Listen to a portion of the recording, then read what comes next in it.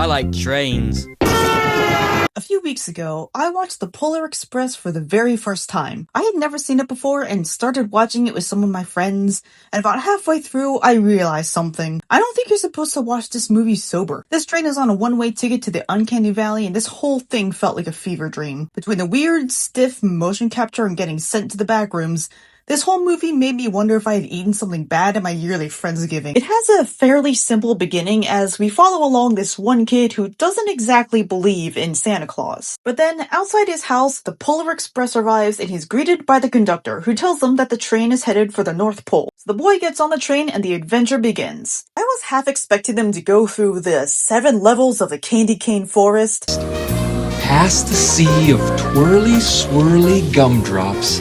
not because it was magical and fun, no, but because the main theme sounds almost identical to the main theme from Elf.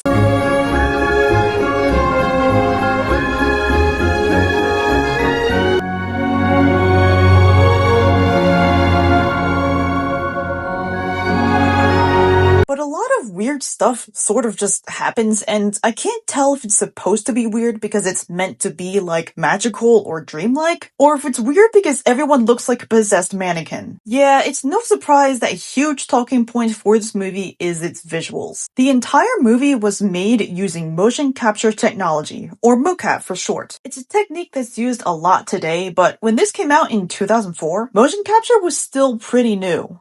Basically, actors would wear special suits that would track their movements as they acted out the scenes. These little reflective dots you see would trace their facial expressions. Then all of those movements are translated and applied to a 3D character and animated using the actor's original performance. And this was the first movie to be made entirely with this technology. That kind of goes without saying. During the first 10 minutes of the movie, I kept expecting the camera to swing behind the main character and for the user interface to pop up so I could start playing in a game. Because it looks like a cutscene for a PS2 game. Like, when the main boy thinks that it's all a dream and tries to wake himself up, I was half expecting him to actually just wake up and then just... Hey, you're finally awake. The actual animation of the characters has already been talked about a lot before, but it essentially boils down to one main issue. All of the characters have this realistic, human-like appearance, but it's not quite realistic enough, and so it reaches into what's called the uncanny valley. Uncanny valley is used to describe an uneasy feeling you get when you see images or videos of something that's almost human. They look like they could be human, but I don't know, every time I see one of them like this crackhead or this girl or God forbid this abomination, I just feel like I'm looking at like a skinwalker that's pretending to be human. So the Polar Express came out in 2004, 1 year after The Return of the King. And one of the greatest achievements of that movie was its use of motion capture technology and the creation of Gollum. The interesting thing, though, is that when you see a creature like Gollum, or even the other creatures like the orcs or trolls, or any of the other types of monsters, even though they're supposed to be monsters, they look less creepy and uneasy than this. And the key word is that they're supposed to be monsters, so they look like monsters. That's why a lot of times the motion capture that's used for monsters, aliens, or other fictional creatures can actually feel more realistic than motion capture used to mimic a human being. We don't have any real-world equivalent for a creature like Gollum for us to compare and decide whether or not his design or actions are realistic. But he still fits as a real creature in his world, in Middle-earth. The way that he's rendered, performed, and animated matches with the real-life actors around him, so there's never a moment where I feel like the scenes with Gollum are unbelievable or questionable. And that's a big flaw in how the motion capture was used for Polar Express. It's the same type of technology, but it's not realistic enough to be convincing that these are real human characters, because obviously we know what real humans are supposed to look like. Now, the biggest way to avoid this problem is either making the characters very stylized or going all the way into the photorealism and making the characters look as real as possible. And unfortunately, this does neither. Like, I can't tell if I'm meant to interpret this as if they're just real-life child actors like any other live-action movie, or if this is just a realistically rendered cartoon character, because there's another motion capture animated movie that actually did just that. A few years after The Polar Express, there was another movie that was also made entirely with motion capture, produced by Steven Spielberg and Peter Jackson, The Adventures of Tintin. This movie also uses motion capture, but the difference is night and day. Obviously, the rendering itself has become much more photorealistic, but the main difference is that they make the characters also look like they're just living cartoons. It's almost as if they just took the original cartoons and drawings from the comic and just pulled them into reality. And there's even a fun reference to this in the opening scene when Tintin is getting his portrait done and it's just him from the original comic. So I always interpret this as not just these are live actors, but instead these are the actual characters from the comic who've just become real people. They integrate the photorealism on things like the textures and the lighting, but they also blend it with a unique stylization, so they still look expressive enough to be animated characters and not just live actors. There's also quite a lot of moments and scenes throughout the movie that are very exaggerated and cartoony, so you know it's not meant to be grounded in reality. Captain, not that! But Polar Express tries to achieve that sense of photorealism, but at the same time, there's a lot of really over-exaggerated and insane moments that just feel super awkward. Like, there's this one scene where the train staff come out singing and dancing to serve hot chocolate, and it looks super weird. They look dead inside. But they're also trying to be, funny or something?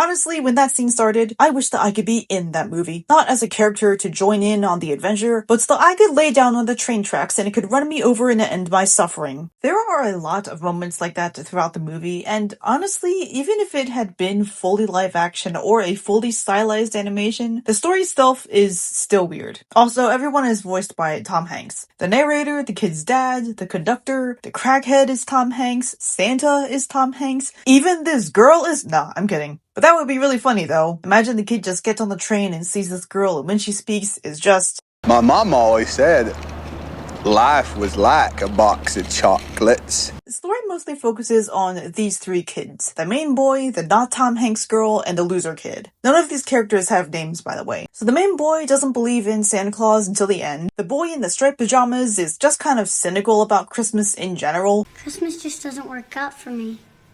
Never has.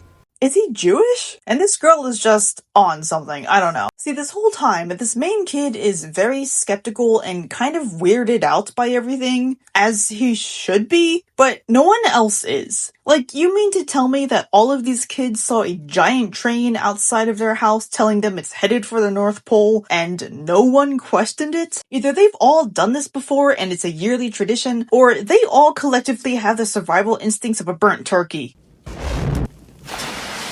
The hot chocolate even puts them to sleep. Not to mention the train staff are never seen again after that scene. Are they trapped here forever? Are they kids from previous trips that got lured in and now they can never leave? Is that why they look dead inside? You know, the more I think about it, the more I realize this will be a lot more interesting as a horror movie than a Christmas movie. All of these kids have these golden tickets. Who knows, maybe they're actually headed to the chocolate factory. But the conductor puts a letter in each one using a freaking hole punch. Bro, just use a stamp. You're getting dots all over the place.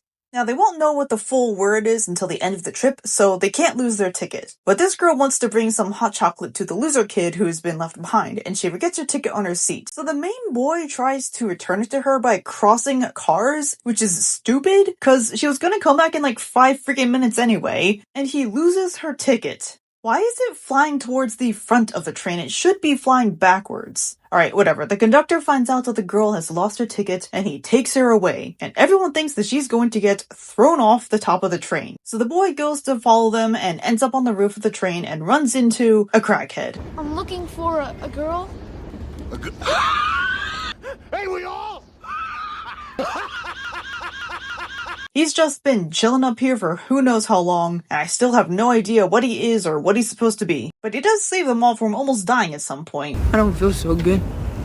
The boy eventually returns the ticket and she gets her stupid hole punch letters. There's this one scene where the train gets going too fast and it goes off the tracks. And then it starts drifting over a giant frozen lake. It reminded me of this time when I was in college and it snowed, so I took my car to the biggest parking lot I could find on campus and just did donuts for an hour. That was fun. After the Nightmare Hot Chocolate scene, the crackhead on the roof, and drifting over an ice lake, the Polar Express finally makes it to the North Pole. They see the elves marching as they're headed to see Santa, and this one elf right here is not moving. They forgot to animate him. Look, he's just sliding across the ground, stuck in that pose forever. Why weren't you at elf practice? Everyone is lined up to go see Santa, and our two main nobodies notice that the loser kid is left behind yet again. They go to invite him, but the train car gets detached and it slides all the way back and they end up in the backrooms? For the 2% of you who don't know what the backrooms are, it's essentially this concept of an alternate dimension filled with vacant or weird-looking rooms that you can't escape. It's just an endless expanse of liminal spaces. Spaces that aren't haunted, but still give off a weird feeling, like being stuck in a dream or giving you a sense of nostalgia or deja vu. It's a topic for a different video. But when these kids get stuck in the workshop space, it looks just empty and lifeless, and it feels like they got sent to the backrooms. It's uncanny, and there's this old distant Christmas music playing in the background, and that just adds to the weird atmosphere. Just take a quick look at any backrooms video in this scene, and you'll see what I mean.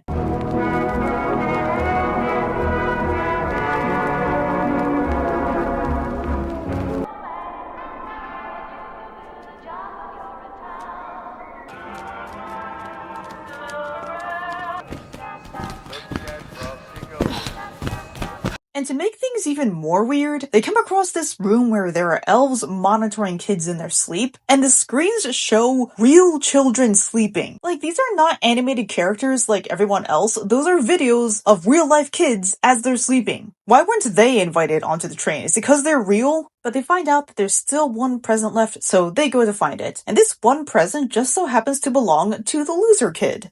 There's someone named Billy. My name is Billy. His name is Billy? That's like the most first draft name you come up with. It reminds me of that thief in Christmas with the Cranks who just comes up with 4 random kids' names right on the spot. Annie, Billy, Tommy, and Chuck. Anyway, they start chasing the present because they got left behind. Oh, just like Billy. I think I know what it is.